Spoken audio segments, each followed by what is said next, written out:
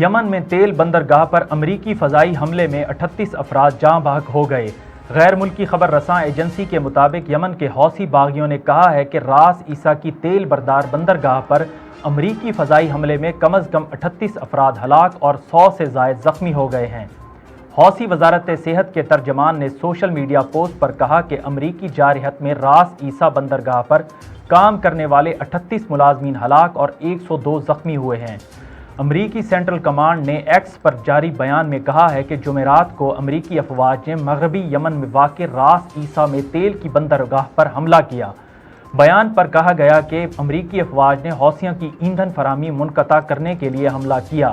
یہ حملے حوثیوں کی ایندھن فراہمی اور مالی وسائل کو ختم کرنے کے لیے کیے گئے۔ امریکی سینٹرل کمانڈ کا کہنا ہے کہ اس کارروائی کا مقصد حوثیوں کو اقتصادی طور پر نشانہ بنانا ہے، نہ کہ یمن کی عوام کو نقصان پہنچانا۔